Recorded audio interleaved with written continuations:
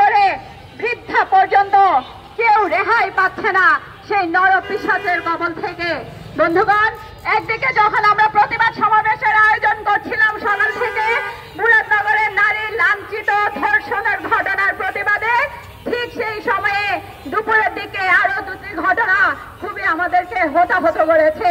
সংগ্রামী বন্ধুগণ, গাইবান্ধায় 6 বছরের চেষ্টা, ধর্ষণ এবং ষষ্ঠ শ্রেণী শিক্ষার্থীকে পরীক্ষা দিতে যাওয়ার সময় ধরে নিয়ে গিয়ে তাকে দলবদ্ধ ধর্ষণ।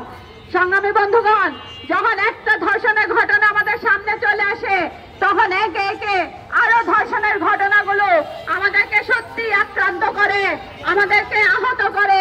বন্ধুগণ, এই স্বাধীন দেশে যখন আমরা স্বাধীনতার কথা বলি, যখন আমরা বলি যে কেন আমাদেরকে স্বাধীনতা দেওয়া হয় না, কেন আমাদের এই নারীরা আজও ধর্ষিত হয়, নির্যাতনের শিকার হয়, কিন্তু আমাদের এই দেশ, যখন আমাদের দেশে প্রধানমন্ত্রী নারীরা থাকে তখনও আমরা নির্যাতনের ধর্ষণের শিকার হই, কিন্তু সেই নির্যাতন আর ধর্ষকদের কখনোই শাস্তি হয় না। আমরা দেখেছি, কুমিল্লাবাসী দেখেছে 2016 সালে যখন তনুকে কুমিল্লা ক্যান্টনমেন্টের মতন একটা নিরাপদ জায়গা, যেখানে জায়গায় জায়গায় সিসি ক্যামেরা থাকে, সেইখানে তনুকে ধর্ষণ করে হত্যা করে ফেলে রাখা হয়েছিল। সংগ্রামী বন্ধুগণ, আমরা দেখেছি ফেনীর সোনাগাজী নুসরাত জাহান রাফিকে ধর্ষণের চেষ্টা এবং তাকে হত্যা করা হয়েছে। বন্ধুগণ, বড় বড় লং মার্চ হয়েছে, রোড মার্চ হয়েছে, বামপন্থীরা প্রগতিশীল সংগঠনগুলো মিলে আমরা বারবার প্রতিবাদ করেছি, বড় বড় মঞ্চ করেছি ধর্ষণের বিরুদ্ধে, কিন্তু সরকারের টনক নড়ে না। যেই সরকারের টনক নড়ে না, যে সরকার মব সংস্কৃতির ভায়োলেন্সের মধ্য দিয়ে আরো উস্কে দেওয়া হয়, নারীদের উপরে আক্রমণ করা হয়, সেখানে আমাদের এই নারী নির্যাতন আর ধর্ষকের আস্তানা তো গড়ে উঠবে।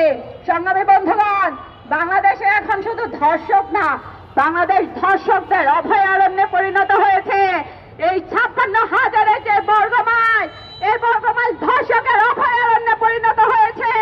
আমরা সেই অভয়ারণ্য ভাঙতে চাই, আমরা ধর্ষকদেরকে বলে দিতে চাই বাংলাদেশে কোন নারীকে ধর্ষণের চেষ্টা এবং এভাবে ধর্ষকের জন্য প্রতিরোধ গড়ে তোলা হবে, ধর্ষণের জন্য প্রতিবাদ করা হবে, বারবার করা হবে, যতক্ষণ পর্যন্ত আমরা এই ধর্ষকদের সুষ্ঠু বিচারের আওতায় আনতে না পারবো। সংগ্রামী বন্ধুগণ, আমাদের দেশের আইন আদালত যে দীর্ঘ প্রক্রিয়ার মধ্য দিয়ে যায়, সেখানে একটা নারী নির্যাতিত হবার পর, ধর্ষিত হবার পর সেই বিচার প্রক্রিয়ার, এই লম্বা বিচার প্রক্রিয়ার আইন আদালত করতে করতে করতে করতে এক সময় হাল ছেড়ে দেওয়া হয়। বন্ধুগণ, এই যে হাল ছেড়ে দেয় আর এই যে লম্বা বিচারিক প্রক্রিয়া, এই বিচারিক প্রক্রিয়া কিন্তু দায়ী এই যে বারবার ধর্ষকদেরকে উৎসাহিত করা হয় এভাবে। বন্ধুগণ, এই বিচারিক প্রক্রিয়াকে আরো সংক্ষিপ্ত করতে হবে, সঠিক তদন্তের মধ্য দিয়ে এই বিচারের কাঠগড়ায় আনতে হবে, সুষ্ঠু তদন্তের ব্যবস্থা করতে হবে প্রশাসনকে। যতক্ষণ পর্যন্ত আইন আদালতে সঠিক বিচারিক প্রক্রিয়ায় না আনবে, যতক্ষণ পর্যন্ত এই বিচারিক প্রক্রিয়াকে সংক্ষিপ্ত করে অপরাধীকে কঠোর শাস্তির আওতায় আনা না হবে, ততক্ষণ পর্যন্ত বারবার আমাদের এই দেশে আমাদের নারীরা, আমাদের বোনেরা, আমাদের সন্তানেরা, আমাদের শিশুরা, কন্যা শিশুরা ধর্ষণের শিকার হবে।